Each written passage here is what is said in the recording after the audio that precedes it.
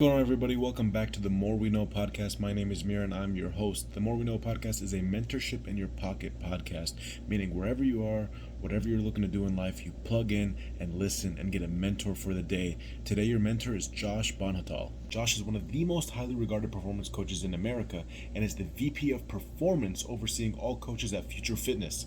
Future Fit, which just came off another seed round of investing, is leveraging tech and fitness to optimize human performance. Future offers one-on-one digital training with fitness coaches at home, gym, or on the go.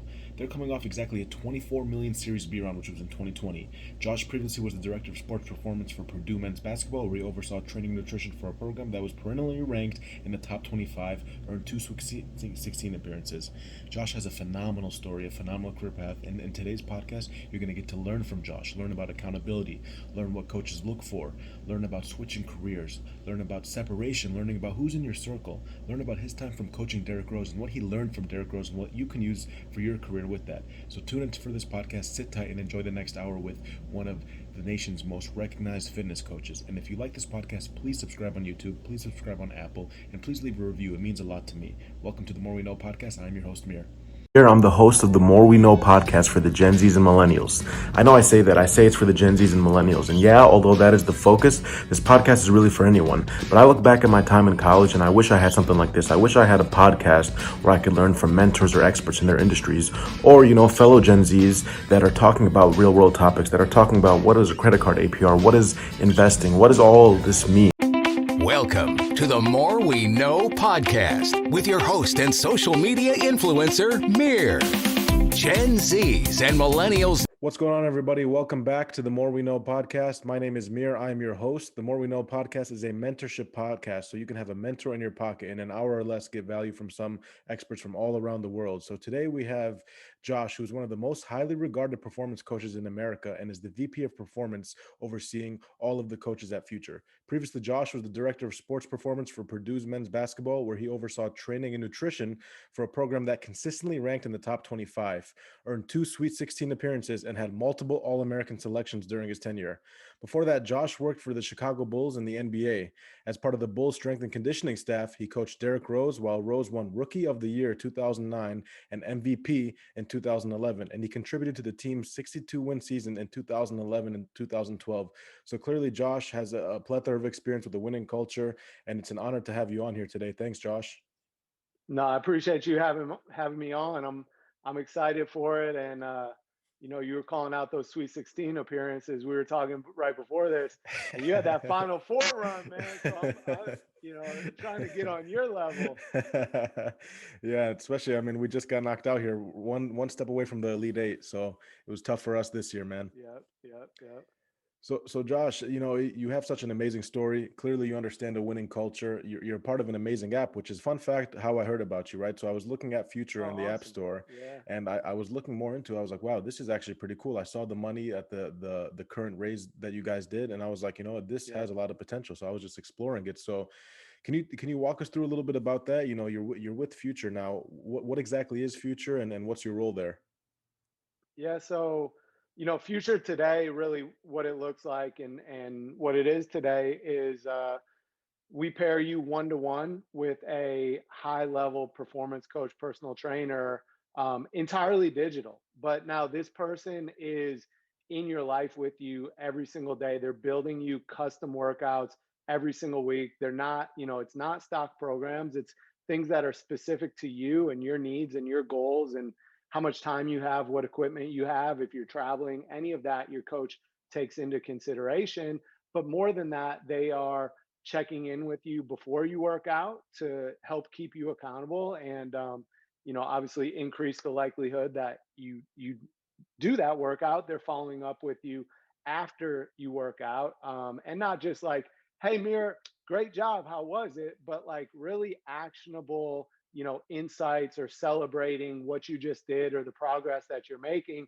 And we're able to do a lot of that because we send you an Apple Watch when you start with us at Future. And what the Apple Watch allows us to do is, although we're not there with you in person, we can get a really good read on what you've done, which I think further increases the accountability because everything that you do, that even though your coach isn't physically there, they're going to see, what you're doing. They're going to see your heart rate, activity data, and all of that. So I think it increases the accountability, but it also increases our coach's ability to make adjustments, to see again what you've done, the progress you're making, to call that out, to adjust that along the way. And I think probably the most powerful part of Future and what we're building is the relationship. Is, these are people who, in fact, we have one of our coaches was formerly the head strength coach for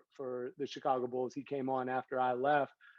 We have people who head NHL, head NFL, high level college, but then also, high level experience in yoga and group fitness and, nutrition and sports and all these different things. So the cool thing is we have coaches essentially for everyone. And this is someone who takes an interest in you. They get to know you. And like I said, they are essentially, in your pocket. They're, you can access them at any time through the app, texting back and forth. And it's very much, it's a two-way relationship. In fact, what's been amazing, and I'm sure we'll get into this a little bit more later, but on average, our clients trade close to 5 messages with their coach every single day.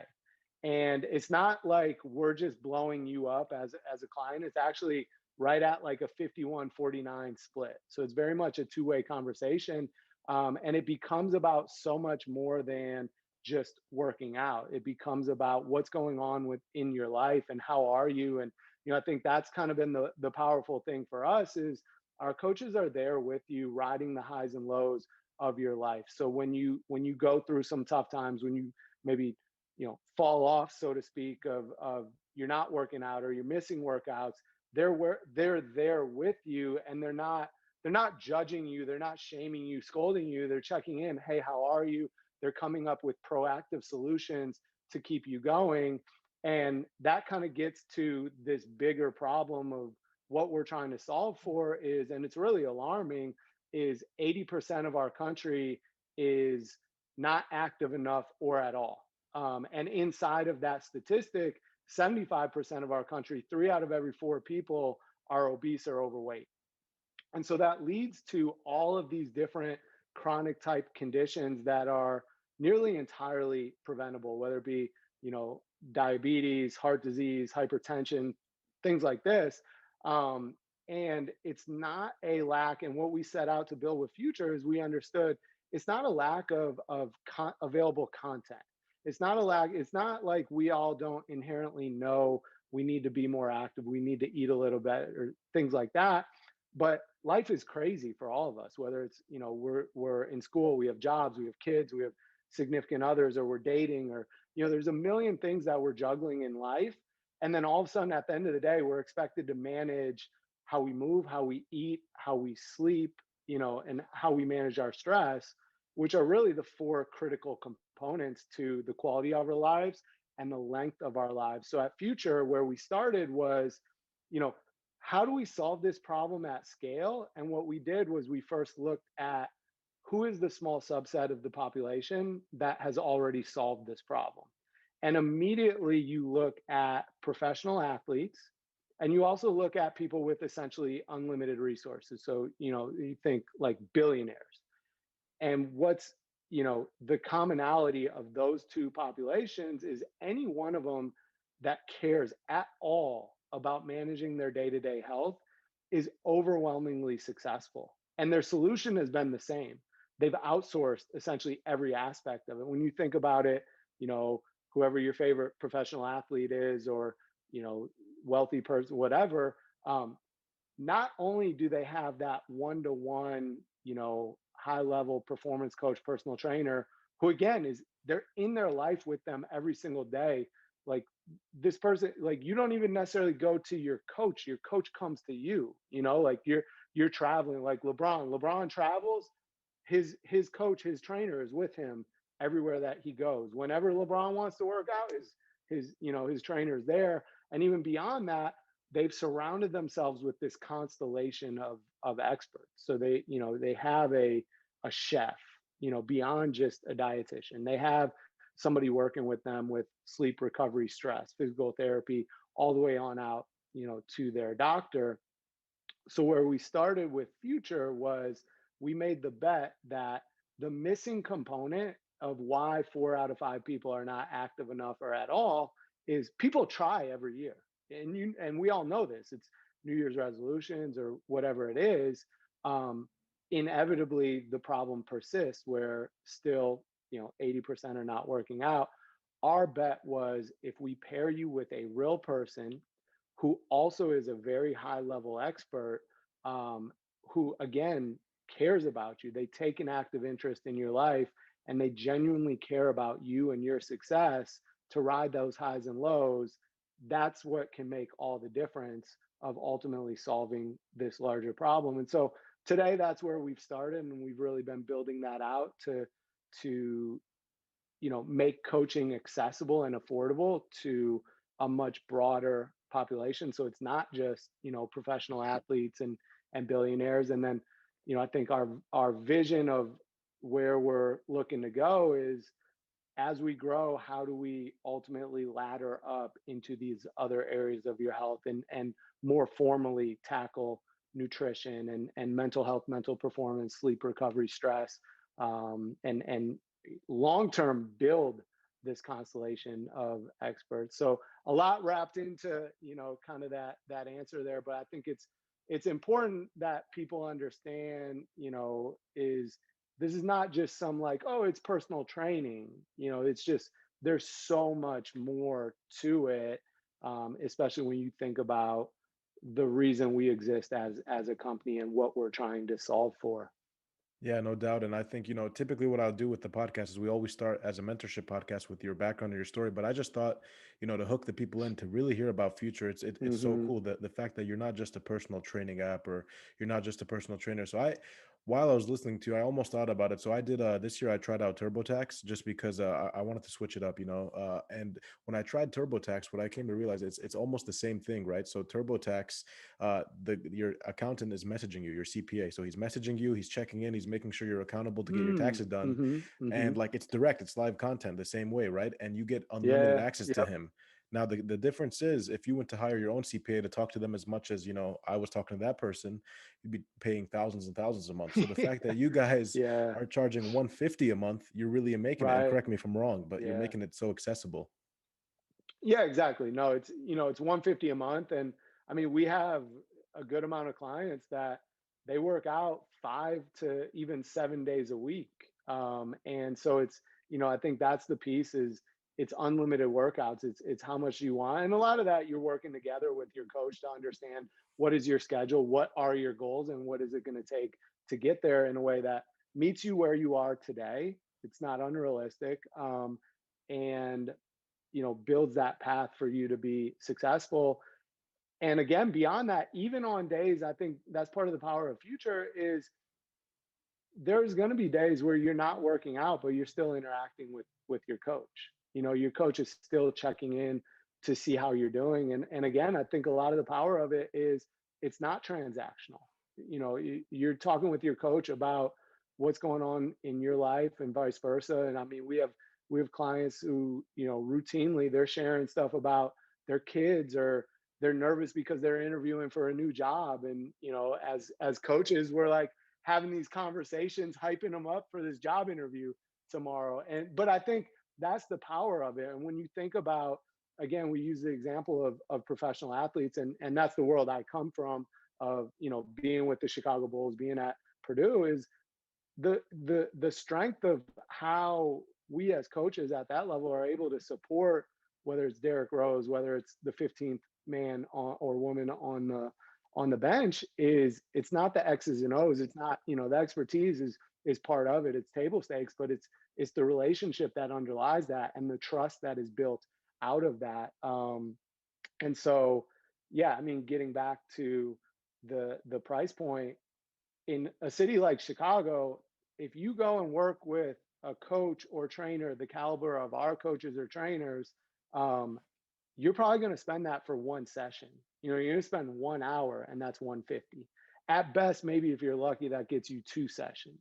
And that's total. And you finish your session, and you guys both go on about your lives. And I think one of the things that's been really, in retrospect, it makes sense to me. But when I first joined Future, I don't think it necessarily clicked for me intuitively, is just how deep and strong of bonds and relationships we as coaches are able to form with our clients. And again, I think it comes back to literally every single day on average, our clients are trading 5 messages with their coach. So it's like you are talking with your coach at Future more than, some of your closest friends and family members, and you're talking about things related to your life and also your health. And if you think about it, most of us, maybe if we're good about it, we see our doctor twice a year. A lot of us don't even do that.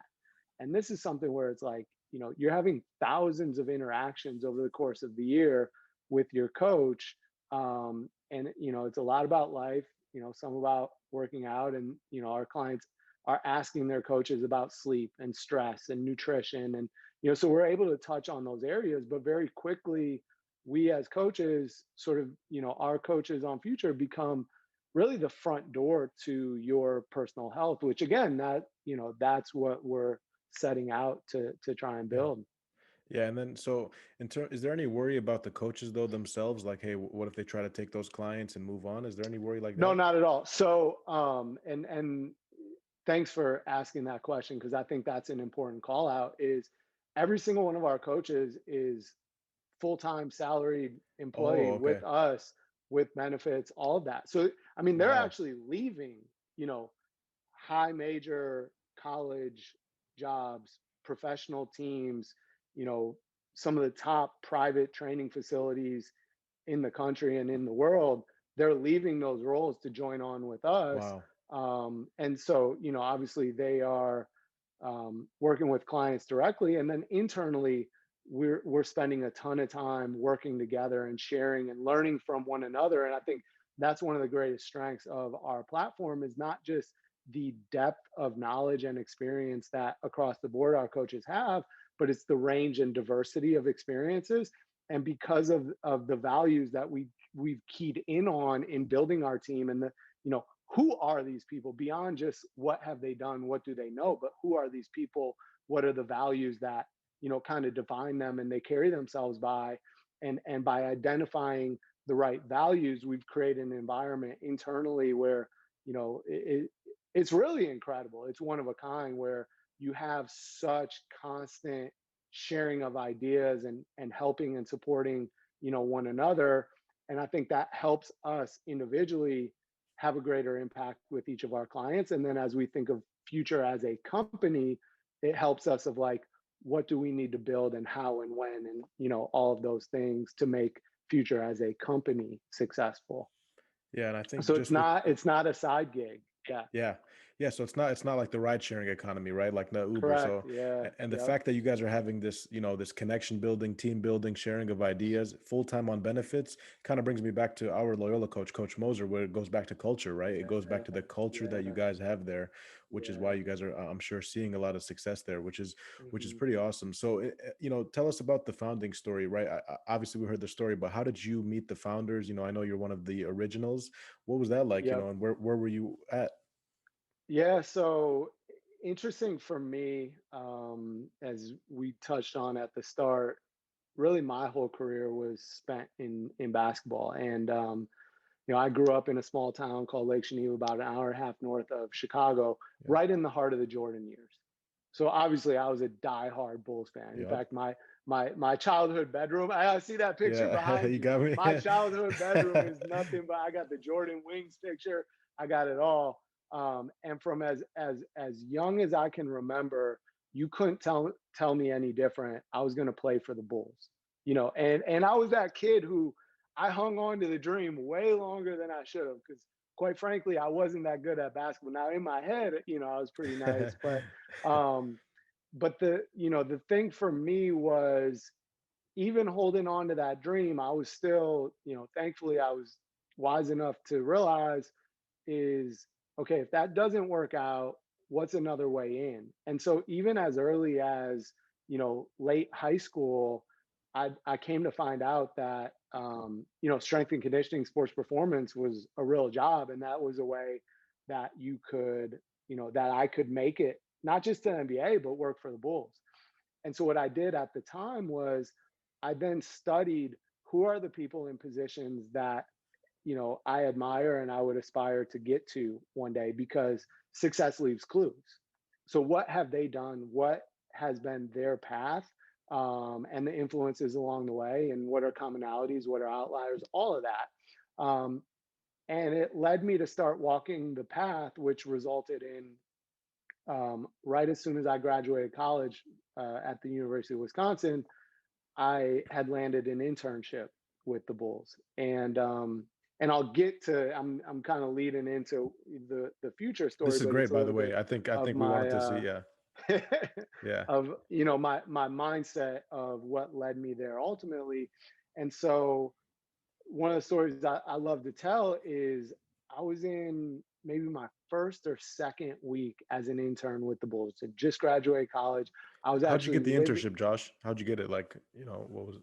man, just it's one of those things where, again, even by like my senior year of high school, I was just bugging anybody, even just in Lake Geneva, like at the YMCA, like who's the strongest, like, man or woman in the gym, who's the oldest man or woman in the gym that's still come to Right. the gym, what, how are they at, like I didn't know anything, so I could learn something from anyone and everyone. And then through that, though, as you meet these people, as you show appreciation for them spending time to pour into you, and you follow through on, maybe they tell you to go read something or a book, and but then you follow through, and you come back and you're like, hey, I read that book, you told me to read. Here are 3 things that were really interesting. Here's 2 questions I have for you. I think people appreciate that because they know, like, all of us, our most precious resource is our time. It's not money, it's not, any of that. Time is the one thing that, no matter what, none of us can get that back. And so I think, you their time. There's nothing greater somebody can give you than their time. So I think when you show an appreciation that that was time well spent, now people are that much more inclined to want to help you. And so I think that's been my approach along the way. And it's been one of those where it's like, um, you start small, and just one relationship, one opportunity, take advantage of that, and then that opens up another door, then that opens up 2 doors, and then that, and it starts to spread more broadly. And the other part of it too is just, not being afraid to just reach out to people. What's the worst thing? They tell you no, they don't respond, like, and that's the other thing too is, especially if you're reaching out to people, maybe they're in positions you want to get to one day. Chances are they are quite busy, and their email inbox is stacked, and they're on calls all day and all this stuff. So even when they don't respond to you, it's not necessarily like they read your, because you probably spent 2 hours crafting this email, what you're going to say, and then you get no response, and it can be really deflating, demotivating.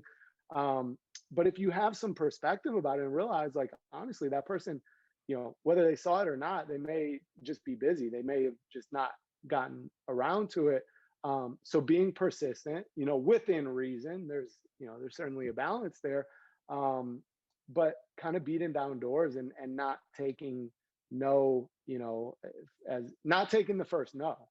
And that was something for me where, midway through my time at University of Wisconsin, um, I had made, just through playing basketball at the co-rec, I'd made a good friend who was similar to you. He was a student manager with the basketball team at Wisconsin. And, I didn't ask him the first time we met. He didn't know me. He didn't know what I'm about, none of that. But once we developed a friendship, once he got to know what I'm about, and now it's maybe 6 months or so, I asked him, I'm like, hey, by the way, would you be willing to introduce me to Scott Hettenbach, who was the head strength coach for Wisconsin men's basketball at the time? And through our relationship, and also because I never approached it as like, oh yeah, like let me buddy up to him, because you know what I mean? It was just, Yeah, it yeah. was a genuine relationship. He saw what I was about, so he made the introduction. And for me, that led to Scott was gracious to let me come in, observe a session, and I had this big plan at the end of the session. I'm going to tell him, like, make my pitch. I'll make your coffee. I'll pick up your dry cleaning. I'll clean the weight room. I'll do whatever. Just if I can even be a fly on the wall. So I made my pitch. He said no, but then he said, if you ever want to come back for a session, just email me. Let me know. So every maybe 2 to 3 months, I'd just come up with an excuse to email him. And then as part of that email, and I'd update him on what I was doing, and as part of that email, hey, I'd love to come in for a session if you ever, there's a time. And he'd always say, yeah, come in. So same thing. It's like same story. Check out the session at the end. All right, I'm gonna try again. No. Dang. So I got, this went on for probably 2.5 years of just, going, hitting them up every couple months. No. And then finally it was going into the summer before my last year of undergrad. I had found out about a facility called Img Academies down in Florida, which they train pro athletes in every sport, especially tennis and golf. It's a who's who, but they have NBA, NFL, MLB, everything. And that was one where I didn't know if they had internships. I didn't know who was in charge of the internship. So I just emailed like 15 people at IMG. And somehow actually the director of the Performance Institute happened to respond and, had an interview with him, somehow was able to convince him to take me on as an intern. And then when I got that, I sent another email to Scott with Wisconsin basketball. I said, hey, just gotten this internship with IMG. I was wondering if I could come meet with you as I get ready to go down there to understand how can I have about a month and a half before I go there. What can I do in this time to really set myself up to make the most of this opportunity? And also while I am there, what can I do to set myself apart and, soak in the most? And so of course he welcomed me in again. And I did the same thing for, I don't know, the 6th or 7th time. And at the end of it all, I was like, hey, by the way, I need to do a practicum next year to finish up my undergrad. I was wondering if there's any way I could do it with you. And he kind of smirked. He said a few profanities, like all in good fun, but more or less the gist of it was like, if you'll leave me the heck alone, yes, go do your internship, and when fall semester starts, absolutely. And he even told me later, he was like, Josh, it's Wisconsin basketball. Like the number of emails that I get from students wanting to get, work with the program. He was like, some people follow up once, a rare few follow up twice. He's like, nobody follows up 3 times, and you followed up like 10, and so and I share that story because it's so much value. You're not necessarily going to, it's not going to be that first time. Sometimes it's not the second. This for me was like the 7th time. But then the really cool and powerful thing for me was Wisconsin didn't actually have an internship program. So I was the first ever. And then the year after they created one, but because they didn't have an internship program, they basically didn't know what to do with me. So they gave me as much responsibility as I showed I was capable of. So as an undergrad student, I'm the same. This would, by the way, this would not be allowed today, just all the regulations. Back then, it was a little more anything goes. But, I was leading workouts for teams. I was making adjustments on the fly. There were several teams where, I more or less ran their sessions. I was the only one, in the weight room coach. And not only did Scott and the strength coaches trust me, the sport coaches trusted me. Our athletes trusted me. How old were you? I'm the same age, 22. Wow. So, I'm the same age as, and in fact, men's hockey, I'm younger than them because a lot of them, Wisconsin hockey, in fact, that year they won the national title. I think 6 of them had already signed with the Blackhawks because in hockey you go to juniors before college. So a lot of these guys come to college as like 21-year-old freshmen. So I'm coaching guys like Adam Burrish, who played one Stanley Cup with the Blackhawks. That's one of the guys I'm coaching. Adam's like probably 2 years older than me at the time. I was coaching and supporting with that program. But then through that experience, the coaches that I worked under and mentored me knew my boss with the Bulls really well. And so they were the ones that set me up with him. And I remember even going for what I thought was my interview. And I'm like, man, this is my brand. I would go to the Berto Center. This is a dream. I remember sitting in the parking lot leading up, like, this is surreal. I'm Right, about to right. walk in the house that Mike built and Pip and all these guys, and this is my dream.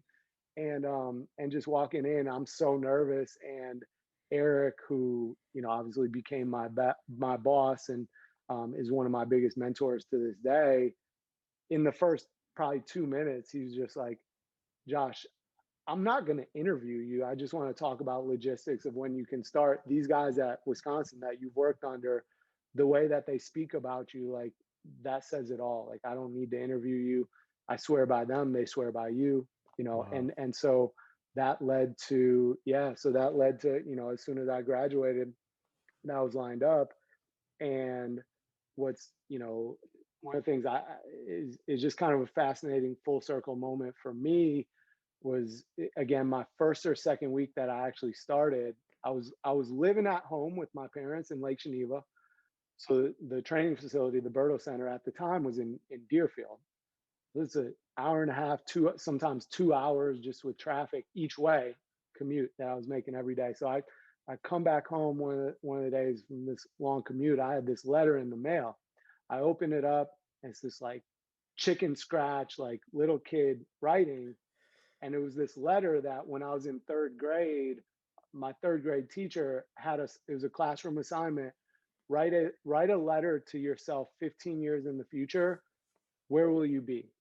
And my letter was literally it was one line. It was, I will be the starting point guard of the Chicago Bulls. And so for me, it was like, that was my Full ultimate, circle. it Yeah. was such a full circle moment of, I'm not playing point, Wow. for the Bulls, but I'm there. I got there another way. Wow. And that was something, just even, don't just get there, now maximize it. And so as an intern, I approached every single day like, today is my job interview. Today is the day where they're going to decide whether or not they hire me. Because I knew, we have an assistant who's actually one of my closest friends. He's gone on to be the head strength coach of the Warriors. He won a couple championships with Steph and KD, and now he's with the Atlanta Hawks. Atlanta basically Wow. came and was Took like, him. we need to revamp our performance side of things, and took him away. But I knew he's going to get a head job. I knew that position's going to open up. So how do I put myself in a spot where when he gets his opportunity, it's a no-brainer, it's a done Mm-hmm. deal. It's not even a decision in their mind. Because I also knew is, if it takes a long time for this to open up, or if it doesn't open up, they're going to be that much more, willing to help me get something else. And it was another thing, and just, I think, an important lesson that, and for me, I think I always carried myself this way. And, it's a tribute, obviously, my parents and the way that, they always kind of raised me. But it's something I've tried to pour into as I've been fortunate to, mentor others and work with other young coaches who are trying to find their way. Is, you never know, man. Like, every single person that you meet has the ability to, they can really, really help you, or they can really, really hurt you. And also, you never know who this person is.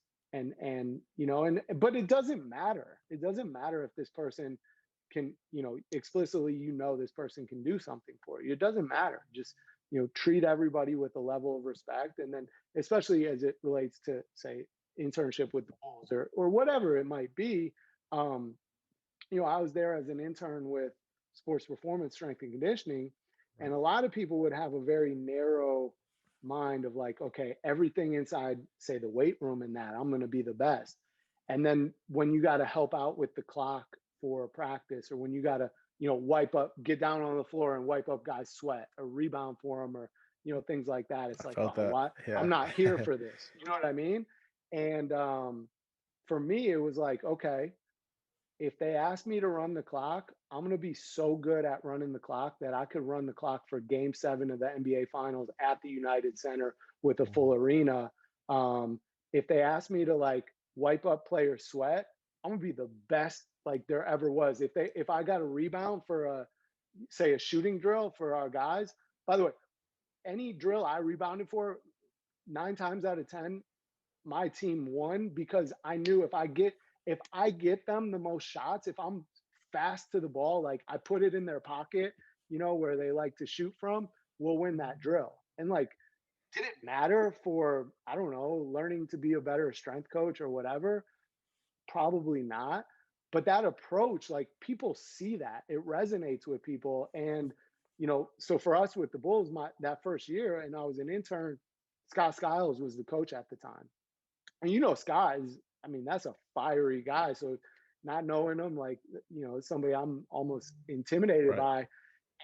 And but it got to a point where we would, because I didn't necessarily love running the clock, like nobody really wanted to do it.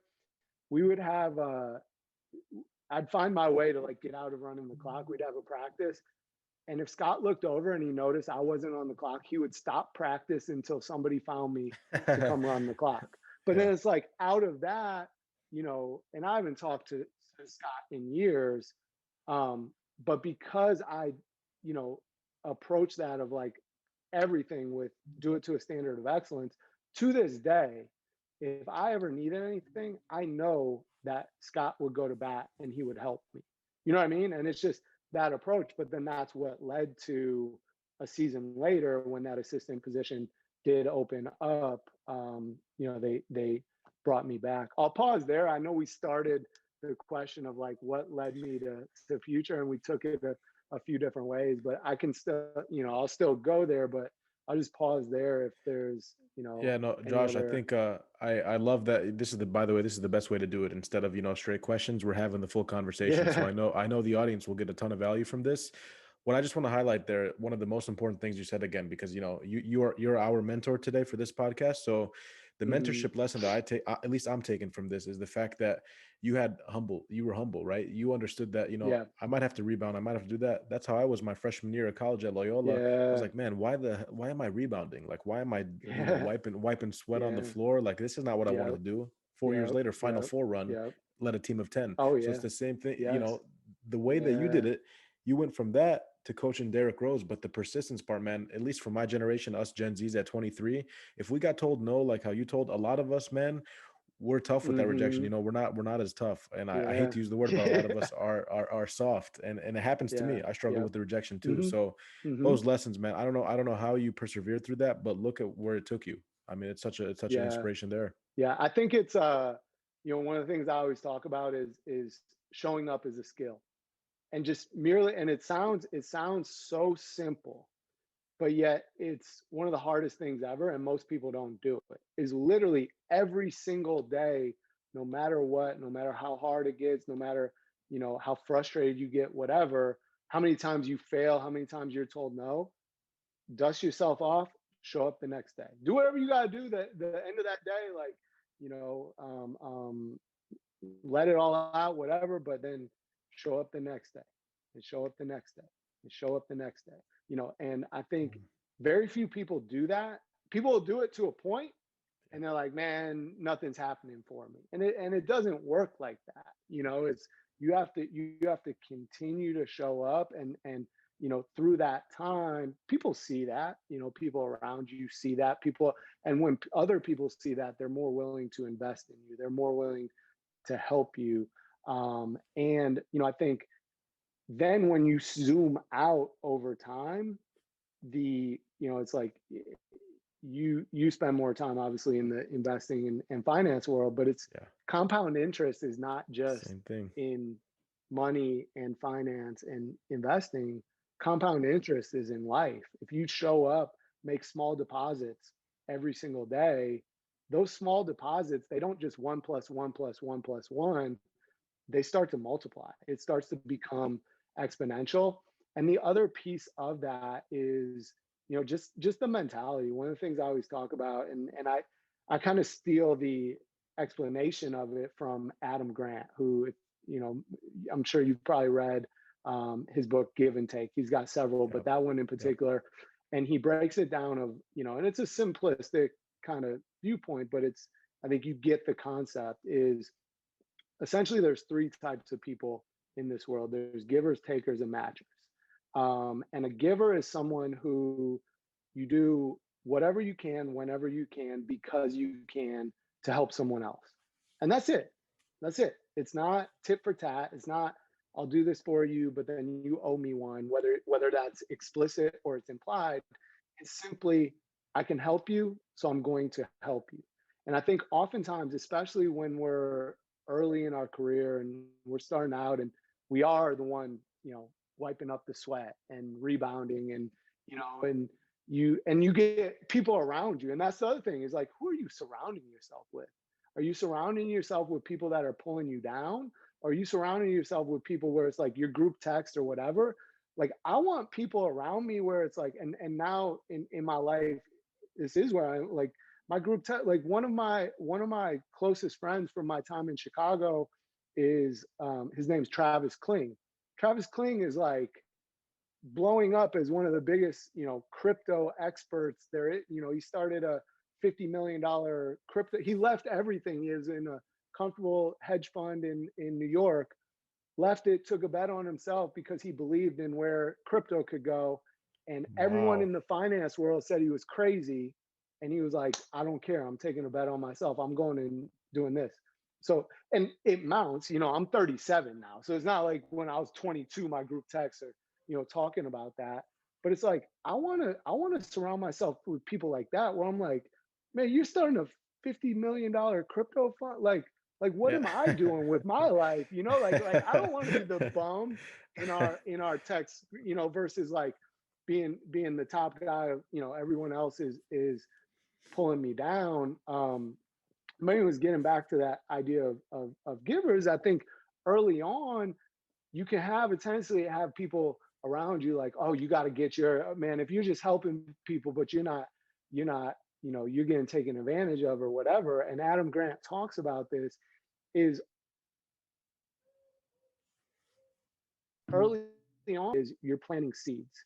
And those seeds, it takes time and you have to give it time. And what's interesting with people who are givers is you see people, they sort of skip this middle part of the curve and they end up over here because with time, you know, and sometimes, and I've seen it personally, 10 years later, a relationship I made 10 years ago, and I wasn't looking for anything. I was just treated that person right, helped them when I could, you know, all these things. Now 10 years later, they've risen in their career and there's an opportunity and they think of me.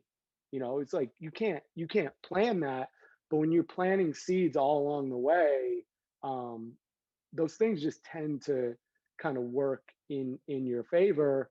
And then I think along the way, what's happening too is you're starting to surround yourself, you know, with excellence. Like your time at Loyola, there's probably other managers, student managers that you worked with that are some of your best friends who are driven to either start their own companies or get into coaching in college or in the NBA or like the front office. In 10 years, some of that, like one of them is going to be the assistant GM for the Detroit Pistons. One of them just launched a company. One of them, you know, and so there's Yeah. power in that too. Of like, I think a lot of times when we're young, we look at, you know, oh man, I want to go be Theo Epstein or whatever. And like, yeah, try to, if you can connect with him somehow and look for that. But who are the people right where you are that are about excellence and they're, whether it's in your same kind of category or field or it's something different, and man, stay close with them because they're gonna, you know, they are going to sharpen you, and with time as they grow in their career they're going to be able to help you. Yeah, I think Josh, that comes back to the point that I always preach to people, especially my age group, is your network is your net worth. And one thing, Yeah, I love that. Exactly right. One thing Coach Moser used to preach to us is shared shittiness, sharing that Mm. together where you guys can actually grow with that. So like I'm even looking at one of our managers that I hired his freshman year. He got to just be the head manager and go through the Sweet 16. So Oh you wow. don't know where Yeah. he goes next year, right? Like my co-head Yeah. manager went to go work for the Warriors. He's been with them for some time. So Yeah. it's like the That's networking is amazing. huge. So I think you're hitting it there where it's the fact that you want to be in a group of elevation, man. I honestly have gotten to the point, and I'm 23, right? But I got to the point where if it's going to be negativity, I just don't even want them in my life, whether it's a Yeah. Instagram follow, Yeah. whether it's a text, it's not Yeah. worth it. And that's hard too. That's really hard because it can be people that at one point in your life, maybe it was one of your closest friends or it was whatever, but realizing in life, and it's not necessarily a negative thing, but it's a hard thing is you're going to outgrow some relationships. You're going to outgrow some people. And it's not that like you're better than or that person is less than, but like you have different goals and objectives and what's important, in your life. And um, yeah, it's a tough thing. Yeah, it's tough. And so let's transition here, Josh. So by the way, a lot of gems there, man. I appreciate that, brother. You gave a lot of gems Sure. right there. So Sure. you had the opportunity to coach Derrick Rose. What can we as the Mhm. audience learn from your time of coaching D Rose? I think the thing for me with Derek that always just really stands out is just what an incredible human being Derek, is. And it was something, I was able to see from, so I coached Derek from his rookie year until my last year in Chicago was the year that Derek won MVP. So his first 3 years of his career. And I was able to see, up close and personal that evolution from, Derek coming in as a 19-year-old kid, 1 year out of college from Memphis with the weight of the whole city of Chicago on his shoulders. And Derek is he's a very introverted by nature personality. He's very kind of quiet, but incredibly curious, incredibly thoughtful.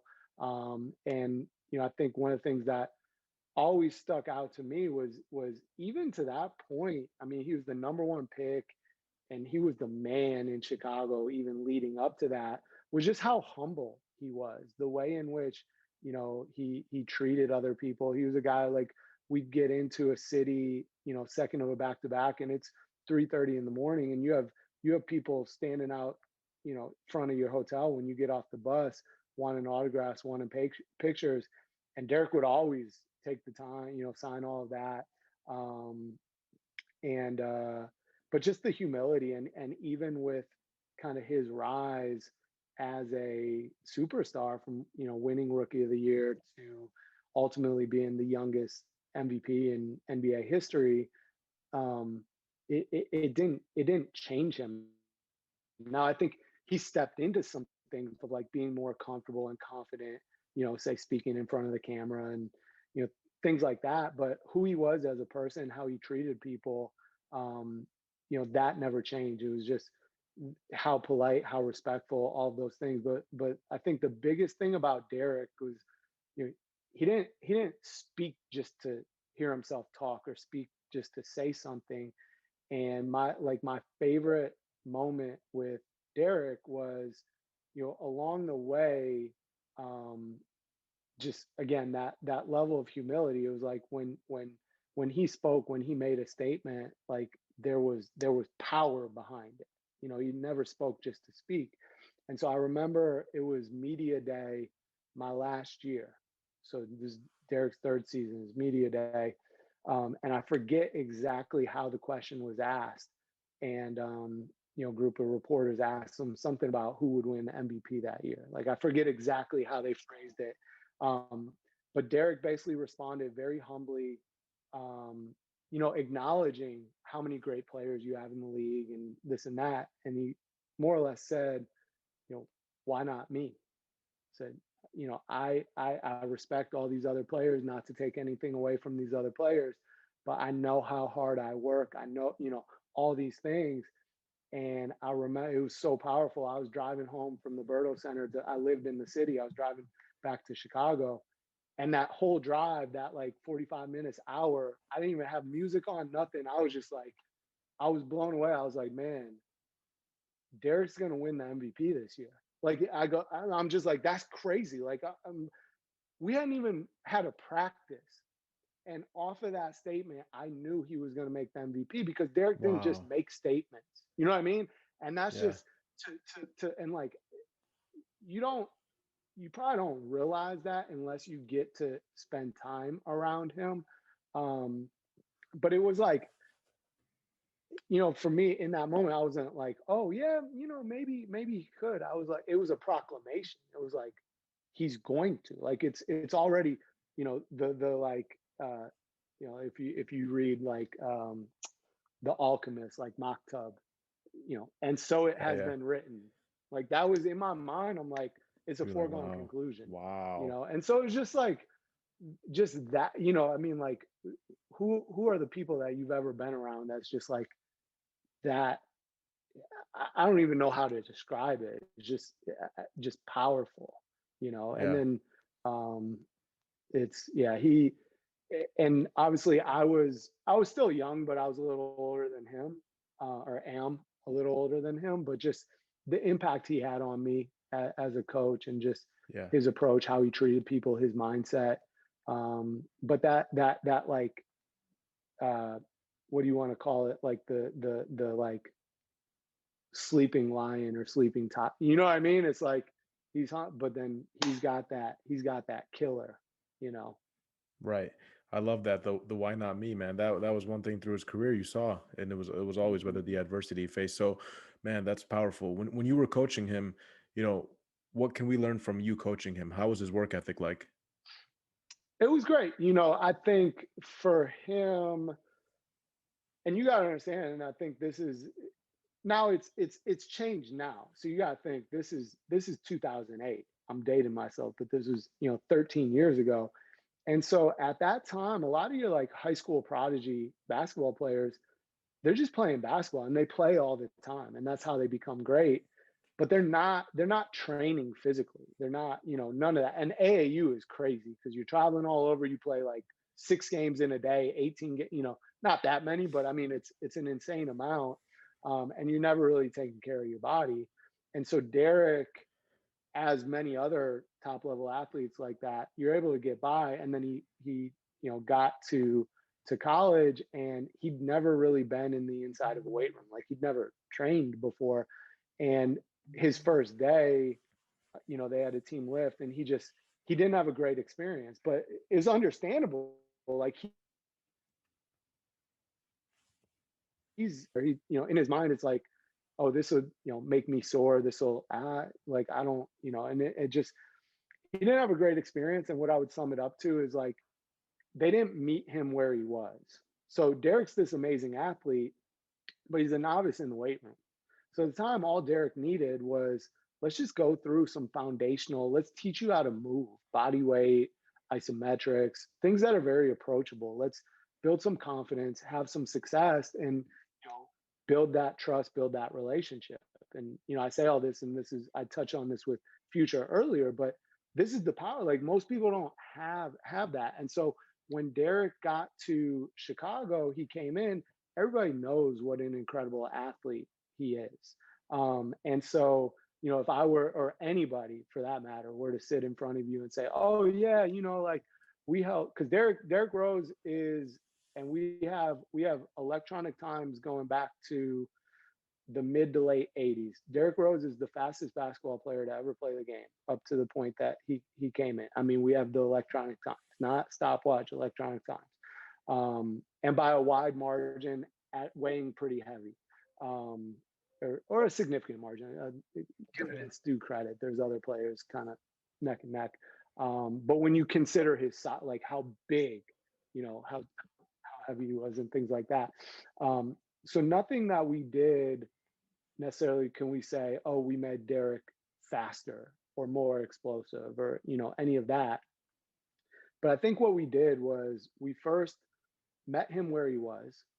So, and part of that first thing was like, let's just make being in a weight room training approachable.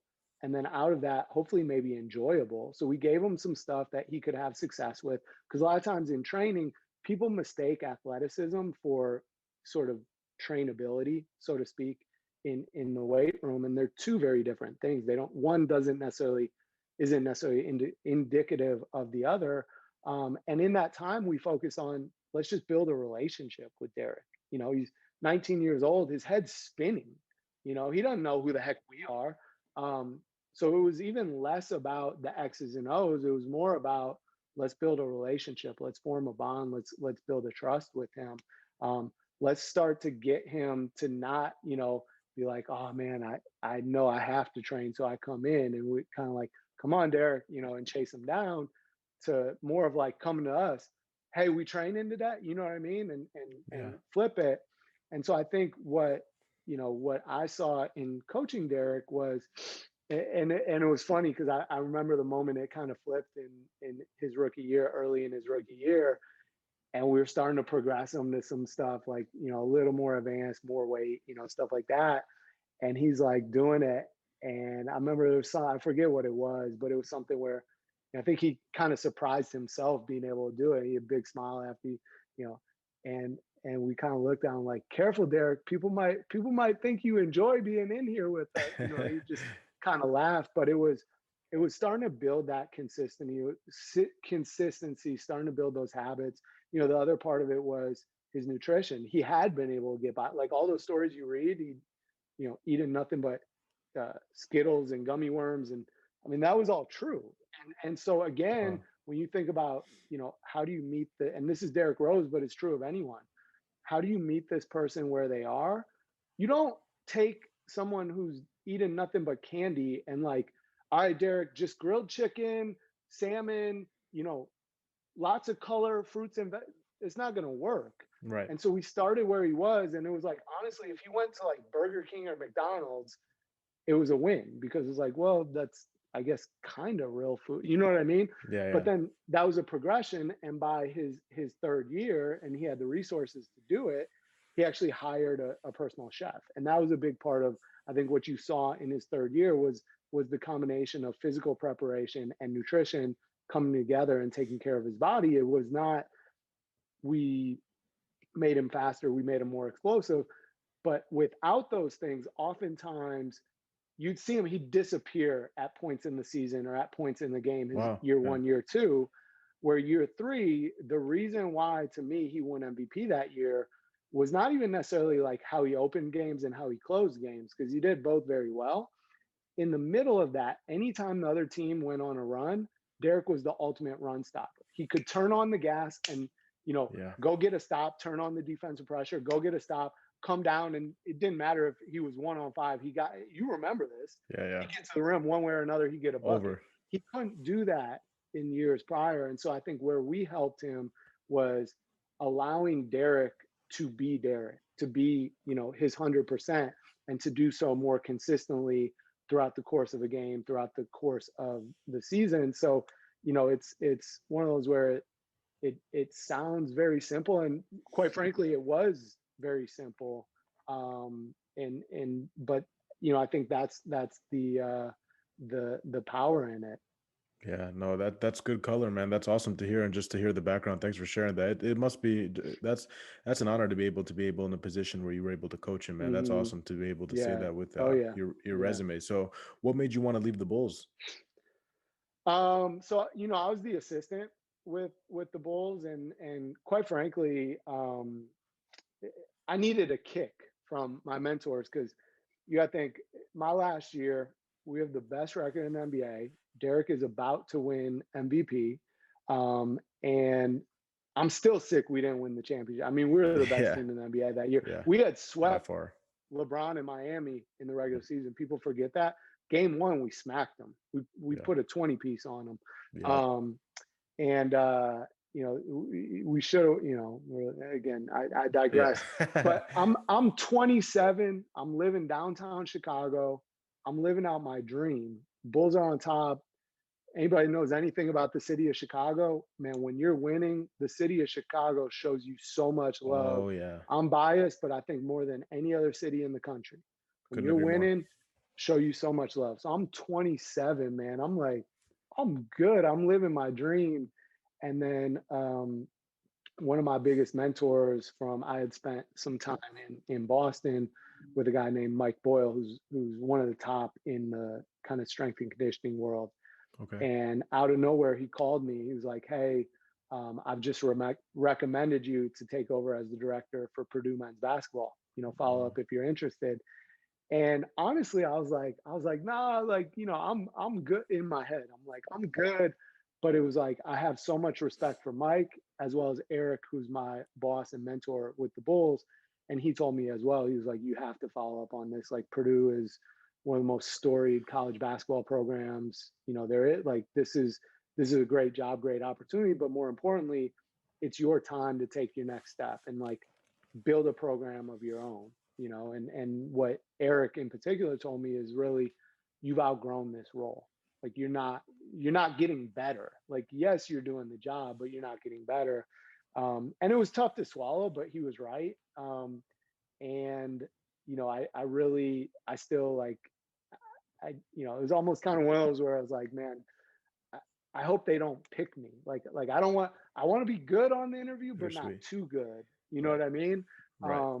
And they ended up offering me, and just through the wisdom of strong mentors, they pushed me. They pushed me out of my comfort zone. So you have to do this. At the time, I'm 27. I'm gonna go. I don't know if you've ever been to West Lafayette, Indiana. Yep. There ain't much there. One little strip downtown. Now it's a great community. I learned to love it, but at the time it's like cornfields downtown Chicago. I'm 27, um, but thankfully had strong mentors pushing me to do it, because in hindsight, 7 years later, it gave me the opportunity to really build something and build something special, um, and learn about a lot about myself and experiment and fail and and tribute to my head coach, Coach Painter, who also treated me that way. He didn't try to tell me what to do. He trusted me. He's like, we've hired you for this. However you think it needs to get done, whatever support you need from me, but otherwise, do your thing. And so it allowed me inside of that space to build a program. And then out of that, start to look up, and more broadly, now we're doing some good things. Now I'm able to share with other people. Now I'm getting asked to, speak I spoke at the NBA Combine. I spoke and at Wembley Stadium in London. I spoke, at the Final Four. I'm getting asked to do this different stuff. So now I'm starting to, build a bit of a brand for myself. Mm-hmm. And, kind of fast forward, that's ultimately what led to even being approached about the opportunity with Future. And it's like none of that would have ever happened, that leap, and truly also spending the time to build something, because there were definitely times along the way that were really hard, or like low moments, or even I saw a couple of my assistants, and this was one of my favorite things, was like I had a platform where my first year, at the end of that year, my assistant got the director role with men's basketball at Tennessee with Konzo Martin. And since that time, he's followed everywhere Konzo's gone. He's been Konzo's first hire. My assistant, my second year, got the head men's basketball job at Vanderbilt. He's now at Pitt. And each, basically, I started like kind of have this tree, which was quite special. But then I also looked, I'm like, man, I have assistants who are making like double what I'm making. Like, so there was this pull of like, let me go, take another college, because I would have opportunities for college jobs Right. where I Right. could double my salary, things like that. And again, having strong counsel and mentorship. I remember Eric, my boss mentor from the Bulls, one year, and we talked about it. And he told me, he's like, man, it's not about the money. It's about building professional capital. He's like, if you leave now, yeah, cool, you make more money, but you're starting over. So you're just spinning your wheels. And he's like, you got to think that longer vision, bigger picture of, by staying where you are, the professional capital that you can create is going to be so much more powerful than this short term, move on for kind of a paycheck. And would you say that, that delayed gratification you had is what really helped you with your success to where you're at today? Being able to accept that, Oh hey, yeah, come on. yeah, yeah. no, absolutely. Because it, ultimately it put me in that position for this to even be possible. Like had I left, I'm never establishing myself because now I'm somewhere new. I'm somewhere new, and like you're not building a brand. You're not building anything because every in my case, you're coming in and now you got to establish the program the way you want it and build the culture and build the values and build the and then you start to do that and then you go somewhere else and you start over and then you go somewhere else and you start Yeah. over. So this allowed me to like you know kind of rise, so to speak, and put myself in a position to kind of get noticed and not like, oh, like look at me, but in the spirit of like, as now like, oh man, we're doing some good stuff, man, let me share, let me be open about what we're doing because it might help other people. But then through that, now people reach out to you, people notice, people and opportunity starts to kind of come your way. Yeah, yeah, that makes sense. And I think also the other thing, for at least from what I'm getting from you, is you have a positive mindset and positive attitude. So I guess my Hmm. one question is, obviously life isn't always sunshine and rainbows. What do you specifically do, or what tactics do you got that you can share with us when you go through failure or rejection? Because we all go through it, Yeah. right? So Oh I'm yeah. curious Yeah. as a Yeah. coach Yeah. like you, Yeah. what you can Yeah. give us there. Yeah. No, and I mean, I think like everyone, I've gone through a ton, and one of the things I always talk about is and two, like, a lot of the days when I was at Purdue were really hard. My first 2 years, I was, outside of the time I spent with our boys and training and coaching them, the rest of my life I was miserable, man. I was Really? missing Chicago. I was, Yeah. yeah, and so that was really hard. And then fast forward, like making the leap to future, I'd kind of, I'd gone to essentially the top of my profession inside of basketball. A very small group, and now I jumped to something completely unknown where I'm Hmm. going from like you know, like I know I'm pretty good at this thing over here in basketball and at Purdue. And, now I'm jumping into this thing where I have no idea. I might be good, I might be terrible, but all I saw, because I think it's my mindset as well, is like everything I was doing well, I'm never like pat myself on the back. Everything I was doing well, I was like, well, I should be doing that. In fact, I should be doing that twice as well. But then everything I screwed up, I'd like, I Right. just, that was the thing I saw. It was like, Right.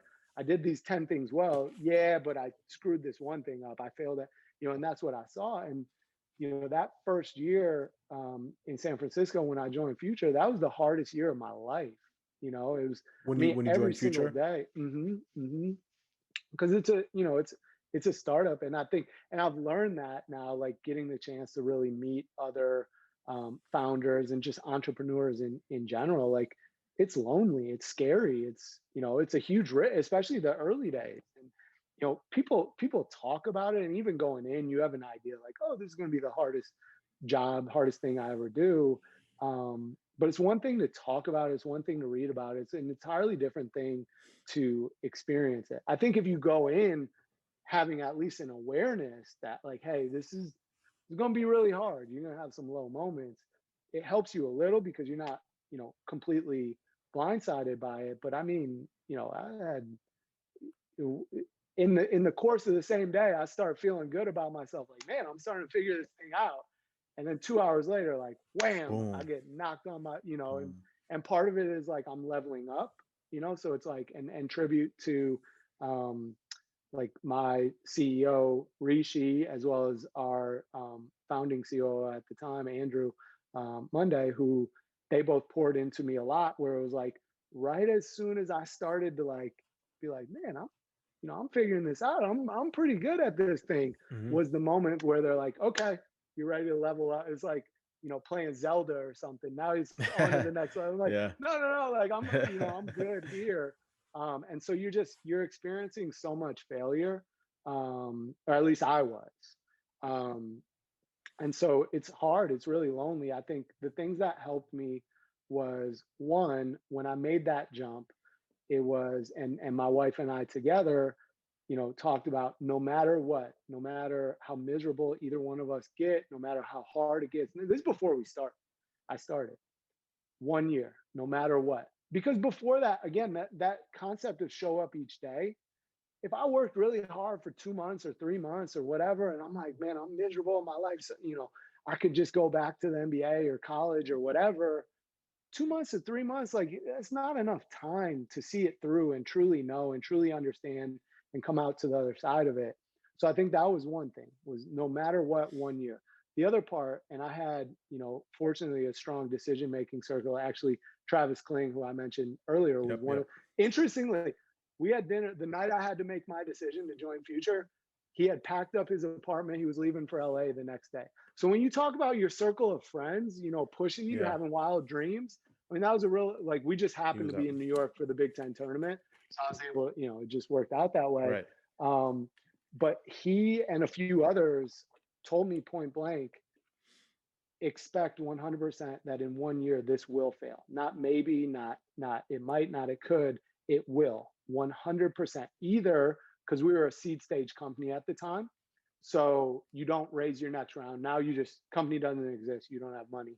Or, and they said, or you just hate it. You absolutely hate it. You miss coaching, whatever it is. With that in mind, that this will fail 100%, you have to do this. And the thing they said to me was, because in 1 year, you'll grow 5 years professionally.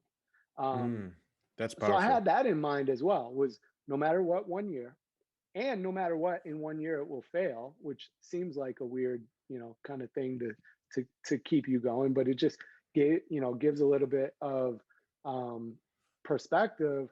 And then, I think anchored by those two things, because I had chances. I mean, once, a lot of my colleagues in college basketball and the NBA, once they saw that I'd left Purdue, they were like, sort of oh, maybe we can go get Josh. He doesn't really want to work in tech.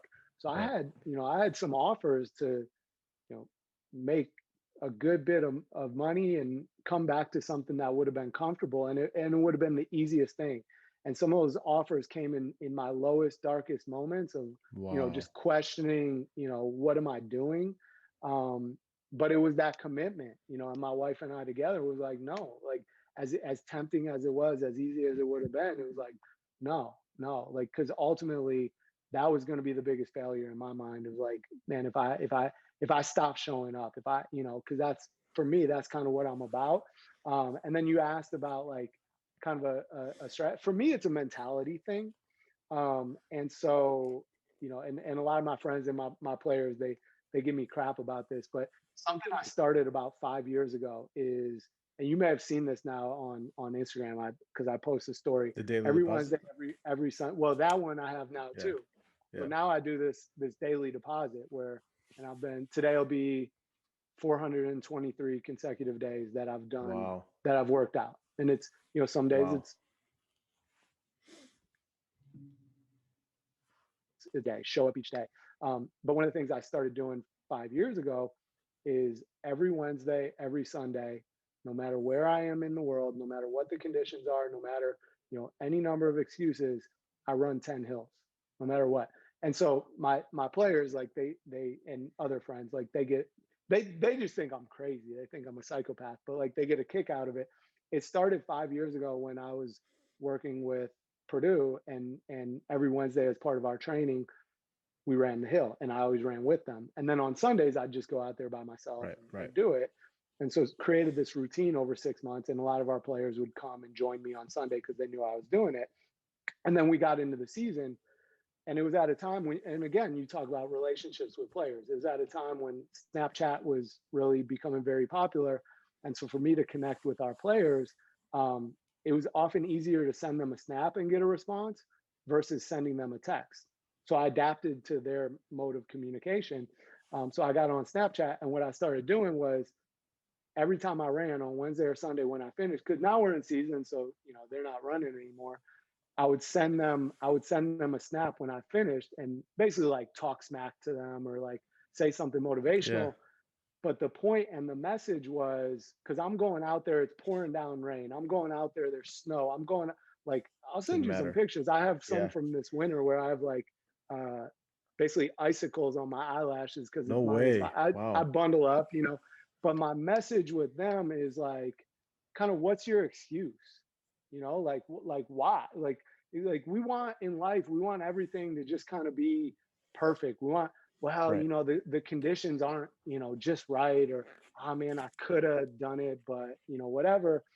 And for me, when this was something I started a year and a half or so before joining at Future and going to San Francisco. And especially during that first year when it was lonely and it was really hard, and all I wanted to do was stop. I would have tough days, but if it was Wednesday or if it was Sunday, I knew, even at, like, it'd be 11 p.m. sometimes. I'm leaving the office. I'm like, shoot, I got it. I got an hour to get my hills in, because it doesn't count if it's not before midnight. And I Yeah. go, it's 11 p.m. and I'm hitting my heels. But in that moment, for me, from a mentality standpoint, because it's miserable too, by the way, the 10 hill, like, every time I still joke, I'm like, man, this like So, literally yeah. sucks. But there's something to be said about the fact that it sucks and it takes you out of your comfort zone.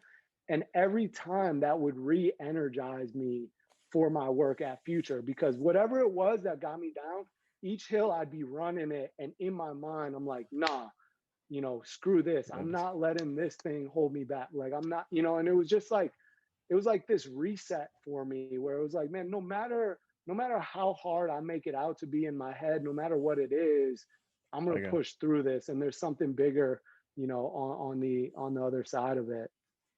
Man, Josh, thanks for sharing that, because I'm on the mission right now to lose my last 100 pounds. So to I hear that love from it. you, I'm Yeah. gonna start doing that, man. I'm gonna send you some things. I got to be accountable with that, because that's amazing, Yeah. man. Well, and that's the beautiful part, is there's this accountability of, like, and my guys come to expect. In fact, there was one day, in the middle of those 5 years ago, 4 years ago in May, I was speaking at a conference in Hmm. Las Vegas on a Wednesday. I Hmm. think I had to get there at like 6 a.m. It ran all the way until like 11 p.m. with all the events and stuff like that. And at the time, I hadn't thought of a solution of, like, if there's no, and I'm looking around, there's no hills in Vegas. So I'm like, well, I'm just, out. That one day that I didn't send a snap to my play, like, they didn't respond to any other time I sent snaps. That one day, every player on our team is hitting me up like, man, Wednesday ritual is a sham. It's a front, they're joking Yeah, with me, but, yeah, like, honestly, that's still kind of in yeah. my head. Like, all right, All I'm right. gonna, I'm gonna show you, and having that show. It's funny. You'll appreciate this. Sometimes I'll just listen to, like, motivation. So I've been doing, like, Eric Thomas and, like, David Yep. Goggins at times, and, just go run, do something hard, and have that in your, because I forget exactly, how, and there's science behind this too, but you sort of become who and what you listen to. So it's like, where are you, whether you're on social media or TV or whatever you're reading or watching, like, whether you think it does or not, that shapes you.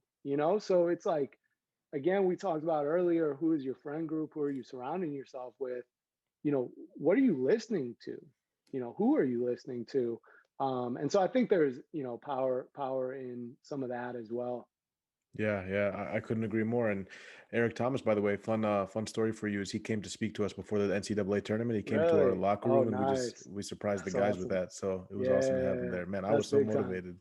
I Yeah. bet. I bet. Yeah. So I love your thing with the daily deposits that you got going on there. And I think for me, at least personally, the biggest takeaway from this whole podcast is, showing up. I think that's such an Mhm. underrated thing to say, because we could talk about, you came from this family, you weren't born this way, you had to deal with this, you might Right. know the coach here.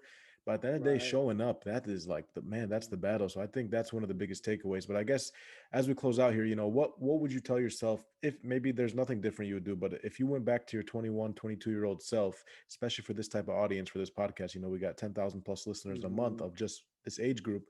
Is there anything you would have done Mhm. differently in your 20s, or no? Um, I think one of the things, and it's really hard in the moment, but embrace the failure. Embrace those Hmm. low moments. It's and you experience this in sport. Like, it's the lows that make the highs, special. But beyond that, it's in those low moments, in those failures, what can you learn from that? Because those, if you approach it that way, of, not, this is happening to me, this is happening for me, And you that. look at it of like, Yeah. what is the lesson that I can pull from this?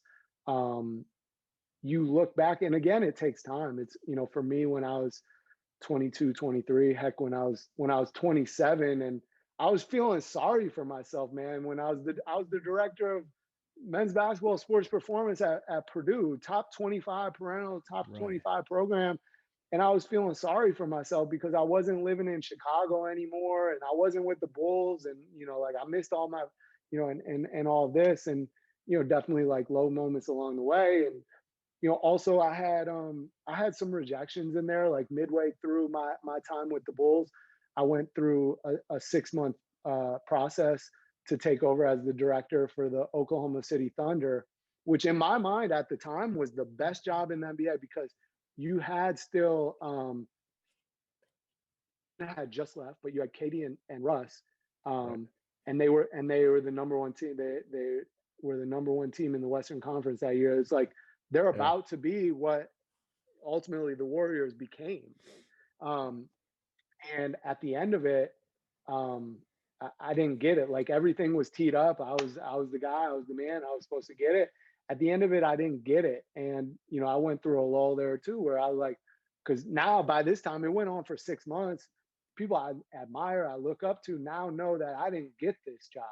And I was like embarrassed to come around them. I'm like, man, like this was my shot. I missed it. Right. I'm feeling Right. sorry for myself. And fast forward 3-4 years later, and it was like one of the best things that ever happened to me was the fact that I did not get that job because of the Mm. opportunities that I had that I would not have had I been there. Um, Wow. But I think throughout, because I'm 37 now. So you say when you're 22, 23, it takes time. So it's hard. And that's why I want to listen to any of this when I was 22, 23 either, because you kind of got to go through the experience. But if you can even pause for 1 second and be like, man, what can I learn from this? Jot it down, whatever. And one of, someone who's become a really close friend and mentor to me is one of our investors. His name is Marcus Stroud. He started a venture capital fund when he was 23 years old. His story is Wow. incredible. By the way, I'll share the link with you, Yeah. Yeah. because I Please. did an interview with him last week, and it's just, Oh, please. I Yeah. think your audience will love it. It's unbelievable, like what he came. I mean, he came from, he didn't have, all this stuff, and he just, he showed up each day. One of the things he talked about, because he's had an opportunity to surround himself around like all kinds of successful people, is the two keys is consistency and kindness. Mm. And it's showing up every single day, and being kind to other people. If you can do Mm. those two things at the core, you're going to be successful. Well, one of the things he said is there's a lot of privilege it really resonated with me, because I have learned those lessons over the years. It's because of those low points of how and why I've been able to be successful and be where I am later in my career. And I think we know it, like all of us, like Bulls fans, is like the Jordan stuff, and we all recite it, but we don't actually. It doesn't necessarily sit in of like, what is he, what is Jordan's, whatever. I've missed however many shots, and that's why I succeed. I've failed however many times. That's why I succeed. Let those words sink in, and it's not that you're aiming to fail, but also if you're failing along the way, it probably also means, you're taking chances, you're stretching, you're growing, and that's part of the process. Right. I love that, what you said there, though, consistency and kindness. So I'm looking forward to that. Hmm. I'm attached that link for the audience there. Man, that's Awesome. powerful, because there's so much that goes on. But if you're consistent, you're showing up, you're being kind, being a good person, man. There's how many, Yeah. underrated traits. And so Josh, where can we find you on social media for people listening in? So my Twitter and Instagram, both at J Bonhotal. And then, if you're interested to learn more about what we're building with Future, it's future.co. And then, like, if you want to get an idea of the caliber of our team and our coaches, and maybe interested to try it out, you can see all of our coaches, future.co/coaches. Okay, awesome. Thanks for sharing that. And guys, check Future out. It's amazing what they're doing. Make sure you guys tap in with Josh on social media here. And where do you? Last question for you here. Where do you see Future in the next 5, 10 years? Man, loaded question. I think Load, yeah. five years from now is, how do we help a million people in five How many years? users you guys at right now? Several thousand. We're in the thousands now. Okay. So how do we go from thousands to a million people in 5 years? And I think along the way in the process of that journey, in 5 and 10 years, is how do we start to ladder up into these other areas of your health? And so, even over the next couple of year to 2 years, building out more formally a nutrition platform, and then after that, probably sleep and mental health, mental performance, and ultimately, um, to, I think, be crazy enough to believe that we can really help, reverse this trend and this problem of people, living lower quality lives and shorter lives as a result of chronic type disease. So I think it's also, how do we build together? How do we continue to get, amazing people within the space and join forces, and and ultimately help, millions of people.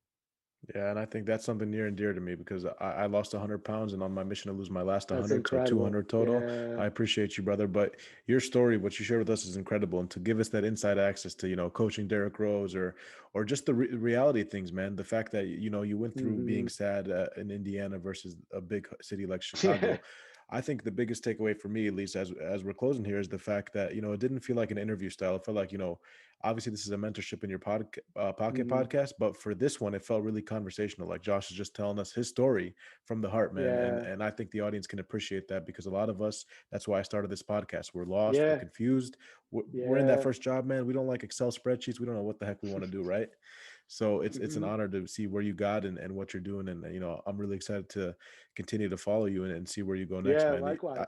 Yeah, I appreciate it. I feel like there's so much we could cover that we could go on for another 2 hours, so you're gonna have to Hey, come back. we'll run it back. We'll run We're it gonna have back. to run it back, man. Like the Final Four, we got to do it again, Yeah. right? You guys were. Yeah. Yeah. So I appreciate it, Josh. That's Josh Bonhotal from Future. Check him out on social media. Make sure you guys are tapping into him and daily deposit. So I appreciate you, Josh. I appreciate you. Thanks for having me on, and appreciate everything you're doing, man. Using your platform to inspire other people. That's what it's all about. Thank you, Josh. That means a lot.